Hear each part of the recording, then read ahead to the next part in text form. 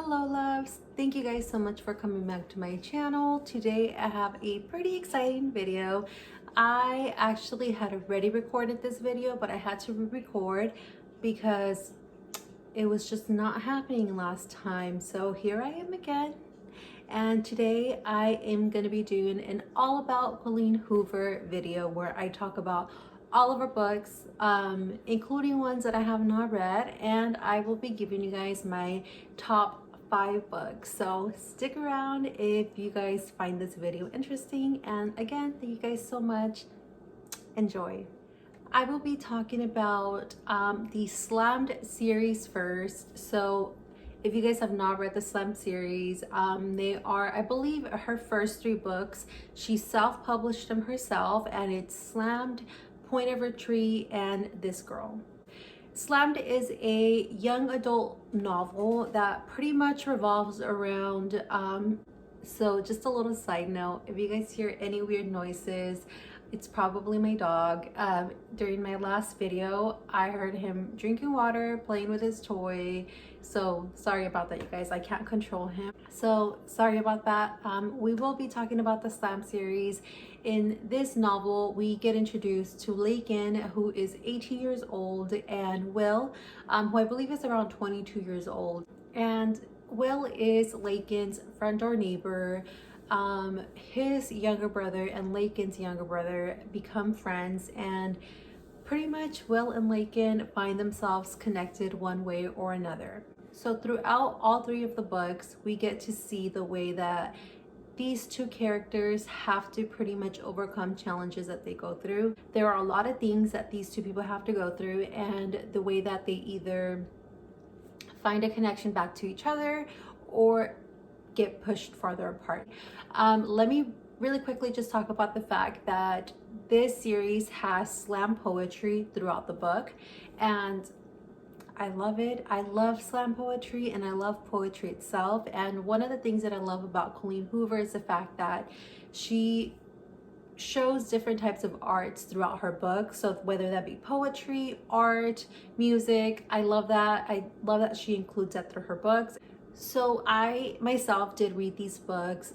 I'm gonna be completely honest, it was years ago, so I can't really go into detail about what I like or disliked about it. I can tell you that I didn't have a really deep connection to either of the characters, so it's definitely not one of my favorite series. It's unfortunate what these characters have to go through a lot. Now this series has a lot of followers, so you'll know that it's what made Colleen Hoover. So regardless whether I liked it or not, I still recommend it. You will not be disappointed. The next novel that we are going to be talking about is Hopeless and Losing Hope. I don't have either of these books. Actually, I don't have either of these books. I believe that I gave them to my coworker, so maybe she has them. I don't know. Hopeless and Losing Hope are pretty much one after another. I do recommend that you read both of them. If you decide to read one or the other, I would say Hopeless is probably the better one. But we get introduced to this character named Sky, who lives a pretty sheltered life. She is homeschooled, and she pretty much does not remember much about her childhood, and she doesn't know why. If she ends up getting touched by anyone, she kind of blacks out. Again, she doesn't remember much about her childhood, so she doesn't really know if there's something from her past that makes her react the way that it does. She ends up going to high school her senior year, and she ends up going to public school, and she meets Dean Holder. And Dean, of course, is another important character in this novel. We get to see the attraction and the connection that they have instantly to each other. However, with Dean, Sky uncovers a lot of secrets that are going to change her life forever. I think this is when I realized that Colleen Hoover was the queen of plot twist. I remember reading this story and reading this and uncovering this plot twist and the secrets that came with this book and this character, and I was literally flipping out. I mean, with this one, it's like a plot twist after plot twist, and I think it's a really nice element to the story because it's a pretty basic story. I mean, we have these two characters, high schoolers, but Colleen really turns it in a way where you just don't see the things that are going to happen. You don't see them coming. So I'm hungry. So in Losing Hope, we get to see Holden's side of the story. We get to see a little bit more about why he took the actions that he took, and how it pretty much saved his life and Sky's life. So again, I'm not going to go into too much detail with these two books because of the fact that I do not want to ruin them. But again, another great story by Colleen Hoover. Highly recommend. I need to stop doing this. So then we're going to go ahead and move forward to Cinderella. Cinderella follows a couple of characters from Losing Hope and Hopeless, but you can read it as a standalone because it has, it doesn't include, or the main characters are not Sky and Holden. In this novel, we get to see Daniel, who meets this girl we're going to call Cinderella, and I believe it's a closet. Again, I read these books a long time ago. But he meets her in the dark. Let's just say he meets her in the dark, and they kind of admit all of these feelings to each other, and for the next hour they act as if they are together, if they're in the, like as if they're in a fairy tale. And yeah, then once that hour is up, we get to see them go through their normal lives, but we see that Daniel is looking for this girl and every other girl he meets. Now we're gonna fast forward to a year later where Daniel is out of a relationship that did not go well, and he meets another girl. So he gets to meet this girl named Six, who he finds to be very unusual but intriguing. Not only her name, but herself. And he is gonna see if she measures up to Cinderella's status or if she's something else that he needed. And again, that is the third book to the Hopeless trilogy. I wouldn't really want to say trilogy because they're not really connected, other than the fact that it has to do with the characters from Hopeless and Losing Hope. But again, you can read it as a standalone or you can read them all together. Let's talk about Confess. Confess is a book that revolves around a main character named Auburn, who just moved to this place in Texas and is trying to start her life all over. She had just gone through some unfortunate circumstances and she's trying to get her life back together. But she ends up going to the studio and ends up meeting an artist by the name of Owen. It's through Owen that her life completely changes, and she decides that instead of doing what's always right and thinking with her mind, she's gonna go ahead and let her heart lead her. And throughout the story, we see ourselves rooting for Auburn and Owen, and that's until we find out that Owen is keeping some secrets that can change and shatter the life that Auburn is trying to create. In this book, we get to see the character Owen creating some art with confessions that people bring to him. So pretty much the way it works is people drop confessions off at his location. I believe he has like a box or something. And through those confessions, Owen creates his art. And let me show you guys some of the art. It is so beautiful. Look at that.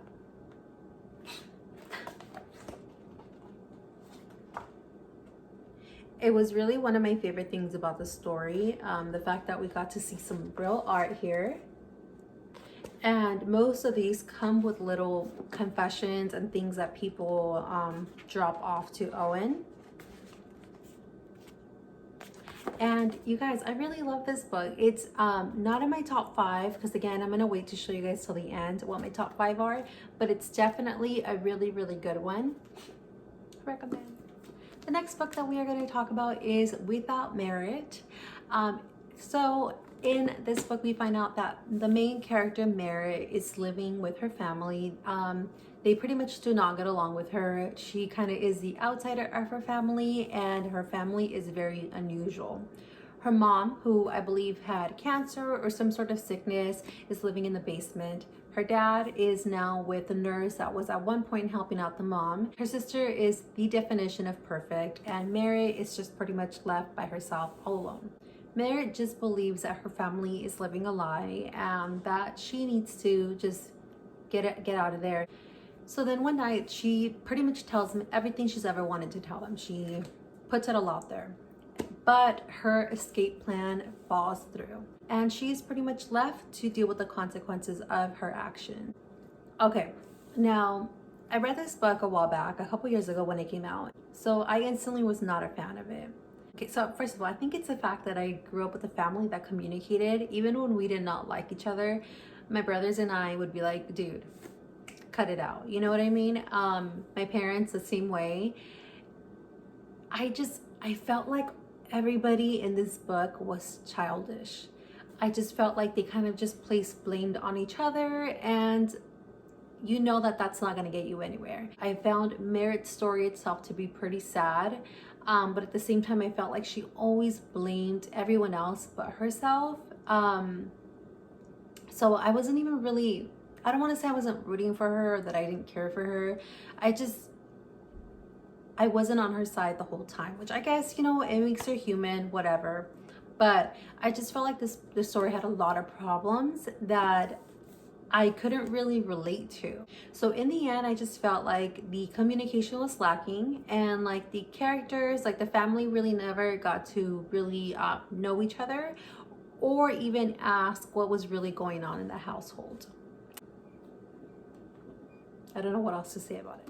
So we are going to be talking about Verity, which I have not read, and I need to get to it ASAP, because when I was researching this book and reading the summary, let me tell you, I was intrigued.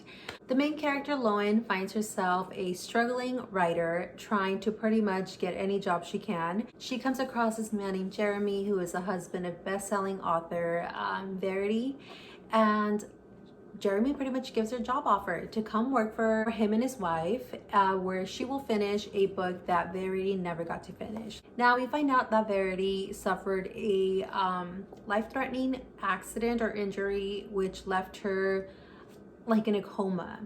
Loan ends up moving in with them, and she's trying to finish the book that, you know, Verity never got to finish. But through investigating and looking through Verity's work and writing, she ends up realizing that things are not as they seem. I'm telling you guys, I have not read this book, but that summary was so good. But I also think that I read some spoilers, so I try to be very careful about what I was putting out there when I was explaining it to you guys, because I do not want to put any spoilers in this video, but I need to get to it. Regretting You, it is one of her newest releases. I think it released last year, and it's good. I think okay, let me give you guys a summary first. In this book, we get introduced to Morgan and her daughter Clara. So Morgan got pregnant at a really young age, and we get to see that in this book, but it is taking place when her daughter is already in high school. I believe she's like 17, 18, around there. And we get to see that they are pretty much nothing alike, and they prefer it that way. So Morgan gave up everything she ever wanted to raise her family and pretty much be a stay-at-home mom. And throughout that, she lost herself. And Clara is, you know, going to school. She wants to be nothing like her mom. She wants to make sure she does not get pregnant at a young age. And she feels like there's really nothing that links her to her mom. Really, the only thing that holds them together is Morgan's husband, Chris, who is also, you know, Clara's dad. But in this book, we do see that Chris passes away tragically. And Clara and Morgan are kind of just, you know, figuring out if they're either going to find something that brings them together, or if the secrets that are going to unfold will just pretty much tear them apart forever. Let me just mention that I found this book to be pretty sad, especially the fact that Clara did not do any sort of communication with her mom. I mean, both of them. They both were just not connecting in any way. They didn't even have a relationship. And that breaks my heart, because I am so close to my mom. And my mom had us when she was really young. She had my oldest brother when she was 18. She had me when I think she was like 22, which is still young, you guys. I mean, she had 3 kids at 22, and that's insane to me. I just feel like my mom always communicated with me, and I think through that we found that we were very much alike. But even through my years where I kind of distanced myself from her and I was kind of rebelling. I never disrespected my mom, and I feel like Clara did do some disrespecting in this book, and I just cannot get on with that. But regardless, I loved this book. I loved Morgan. I liked Clara. I'm not gonna say I love her. I loved her mom more. And I loved the story. I love the relationships in this book. All of them. Well, no, not all of them, but most of them. I recommend it, you guys. I really like this story. Colleen did a great job. We are going to be talking about her latest release, Leila. You guys, I just started this book. Like, honestly, a few days ago, 2 days ago, I believe. And I'm trying to take my time. I'm not, you know, jumping, because usually when I read her books, I go into them and I don't stop until I'm done. But I'm trying to take my time. I'm trying to get to really get into the writing and uncover things as much as I can. But let's talk about it. So we get introduced to the character Leeds, who is kind of this pessimistic guy. He hates pretty much everyone and everything. He does not like the band he plays in. He hates all the relationships he's been in. But that all changes when he meets Leila. He meets Leila at Leila's sister's wedding, where, you know, his band is playing, and obviously Leila's there because her sister is getting married. And he finds himself intrigued by her. She's kind of this different, quirky persona that he has never really come across. And they fall in love. And they spent pretty much a few days at the Airbnb. And they end up going back home, and Leila stays with him. And tragedy ends up happening. Both of their lives are changed forever, and we get to see that happen. After the accident, we see them trying to put their life back together and trying to get going back to how it used to be. It's really not working, so Leeds ends up taking Leila to the Airbnb where they once stayed. It's during this stay that they realize that nothing's ever going to go back to how it used to be. Things changed drastically during this Airbnb stay, and we are seeing it all unfold in this book. Let me just tell you something. Right off the bat, it's told from Leeds' point of view. But can I just say that I do not know who to trust in this book. Like, Leeds is telling the story. I just don't know if he's a character that I can trust, like his point of view. So I'm already super intrigued by everything that's going on in this novel. And I've heard nothing but great stuff about it. So again, I know I just started it, but I already highly recommend it. It's crazy. I just realized that I forgot to put a book in here. Thankfully, I remembered, and that's going to be All of Your Perfects, or All Your Perfects. Now, whenever I recommend this book, a lot of people tend to not like it, and I think it's because of the topic, or I don't know what it is about it, but I think why a lot of people tend to not like this book, it's because we do see Quinn and Graham, who are the main characters. We get to see how their relationship developed, which everybody loves. I mean, the beginning of a relationship is just all butterflies and cute, you know, but we also get to see them 7 years later when they're struggling with a lot of things, like infertility, which it's not a spoiler because it's pretty much the main thing about the relationship. We get to see them 7 years later when they're struggling and they're not in their honeymoon stage anymore. And that's why I think a lot of people don't like this book, because it deals with the reality of a relationship. I think that's why I love these two characters. We get to see them during the hardest part of the relationship. They're dealing with a lot of things that, especially, again, like I said, infertility. And we pretty much get to see if this is going to break them apart or bring them together. And let me just say that there's something that happens in this book that I hate. I'm not going to say what it is, but if you read this book, you'll know what it is. I cannot stand that. But other than that, I love this book. How pretty is this cover? It kind of matches me. Okay, now we are going to get to my top 5. There's one book that's going to be in here that's not my top 5, and I'll explain why I did it this way. But let's start with my 5th favorite book, and that's going to be Heartbone. So this book was released last year or the year before, but I think it was last year, I'm not sure. But loved it. So this book introduces Bea, who has had a tough life. I mean, this poor girl has been through so much. She has pretty much worked super hard in school, gotten herself through everything she could possibly go through, and pretty much allowed herself to get out of that town that she's from. So before she actually gets to go to college, she takes a really big loss in life, and that summer before college, she actually has to go and spend it with her dad. Now, she doesn't have a relationship with her dad. She doesn't really know much about him, but she ends up finding out that while she goes to stay with him, she's also going to have to live with her stepmom and her stepsister. Of course, it's just trying to get through the summer before she goes to college, and she realizes that she just has to get through it, get it done, and then she can start her life. However, during the summer, she meets Samson, who ends up changing her life, and we don't know if it's for better or for worse, because she doesn't really know much about him. He promises that before she goes off to college, he's going to tell her everything.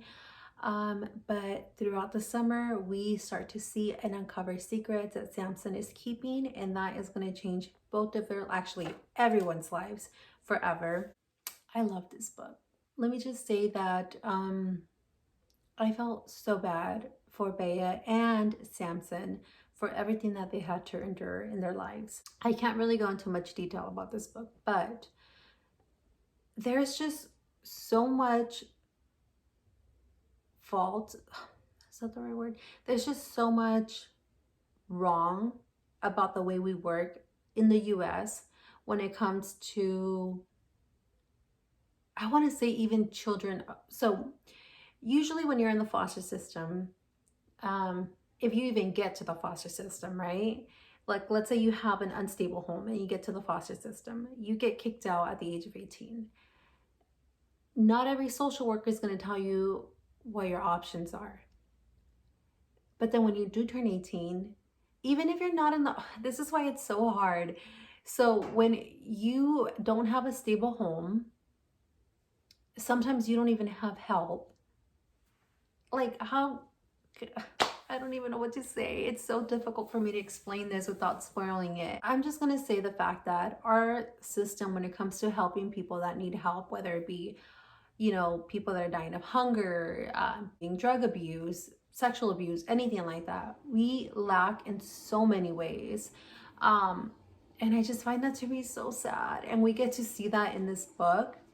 And it breaks my heart because I know that it's true, and I know it's real, and I know a lot of people go through this. And it's just so eye-opening to see it from this perspective that I recommend for you guys to read. We're going to go ahead and go with my number 4 top 5 books, and that's going to be November 9th. Fallon and Ben meet on November 9th. It is Fallon's last day in LA before she moves across the country. Her and Ben have this sort of attraction that they've never had with anyone else. So they agree to spend the rest of the day together, and then they agree to meet every November 9th for the next 5 years. So if you can't already tell, this book includes a lot of things happening in the life of these two because they have to meet for the next 5 years on every November 9th.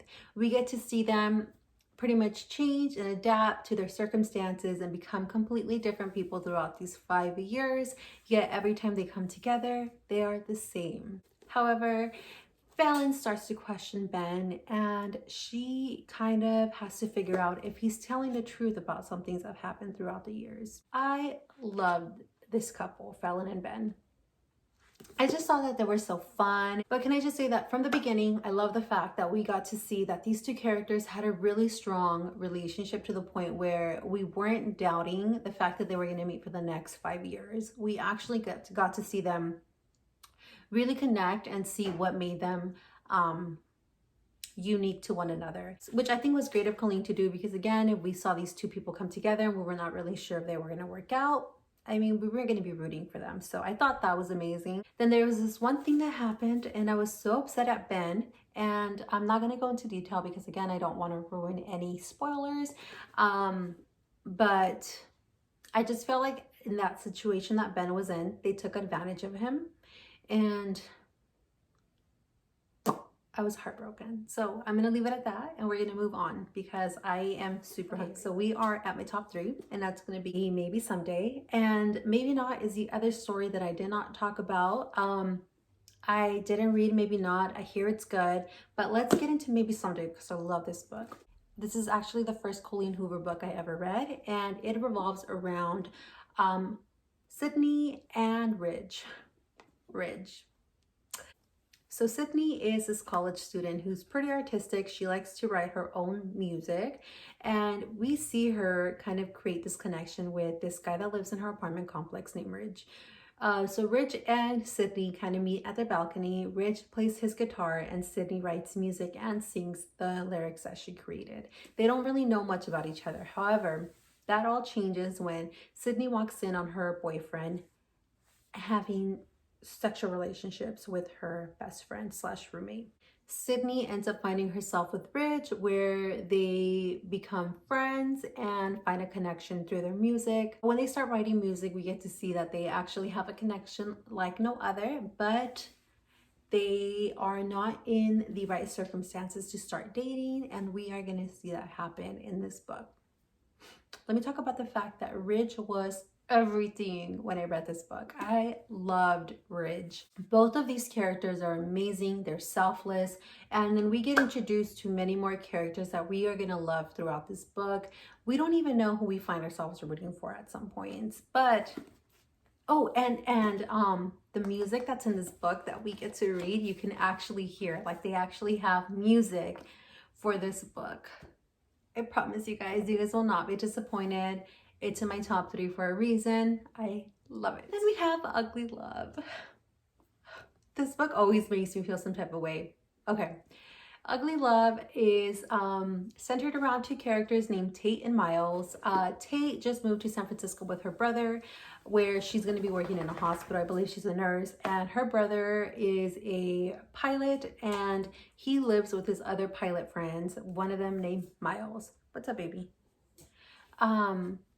Miles is not looking for a relationship. He just wants to just kind of bang someone and go. So Miles and Tate, although they know that they do not really get along, they do find themselves pretty much attracted to one another. Of course, just like everyone knows, friends with benefits does not work. But Miles does warn Tate. He tells her to never ask about the past and don't expect a future. So there you go, Tate. In this book, one of the things that I loved is the fact that love can get ugly love, and it's out of our control, and it's not always in the way that we expect it. Sometimes we think of love as a heartbreak, but heartbreaks can happen with anyone, even if it's not your significant other, and we definitely see that in this book. So then we also get to see that, you know, although a lot of people do love the love at first sight, it's not always what will happen to you. We get to see these 2 characters completely, they don't like each other, and they start to form a bond with one another. But we also see that a lot of things are kind of working against them, and a lot of that has to do with them as individuals.